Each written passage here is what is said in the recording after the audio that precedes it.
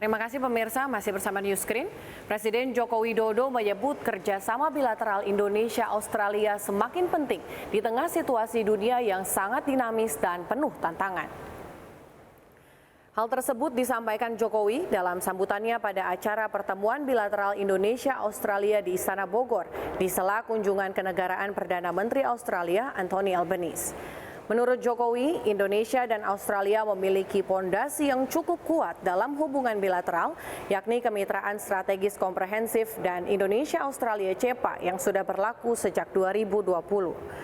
Jokowi meyakini dua pondasi ini sangat penting bagi kedua negara untuk memperkokoh kerjasama bilateral yang saling menguntungkan.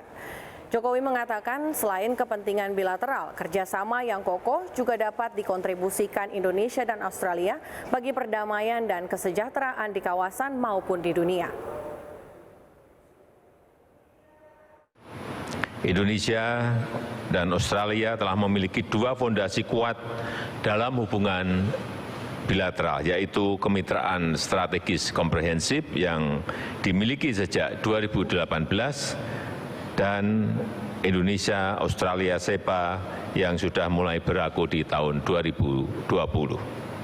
Dua fondasi ini sangat penting bagi kedua negara untuk terus memperkokoh kerjasama bilateral yang saling menguntungkan, dan dalam pertemuan bilateral tadi kita membahas dua isu besar, yaitu upaya memperkuat kerjasama bilateral dan saling tukar pendapat mengenai berbagai isu di kawasan dan dunia. Berikutnya, defisit neraca perdagangan Indonesia-Australia sepanjang tahun 2021 semakin lebar dibandingkan tahun sebelumnya. Peningkatan defisit ini dipengaruhi oleh impor Indonesia yang naik 38,59% dari tahun sebelumnya. Australia menjadi salah satu negara tujuan ekspor bagi Indonesia. Perjanjian Kemitraan Ekonomi Komprehensif Indonesia-Australia atau IA-CEPA diharapkan mampu menciptakan kerangka hubungan ekonomi yang lebih erat antara Australia dan Indonesia, serta membuka pasar dan peluang baru untuk bisnis, produsen utama, penyedia jasa, dan investor. Namun demikian, defisit neraca perdagangan Indonesia-Australia sepanjang tahun 2021 semakin lebar dibandingkan tahun sebelumnya. BPS mencatat sepanjang tahun 2021, defisit perdagangan Indonesia-Australia sebesar 6,2 miliar US$.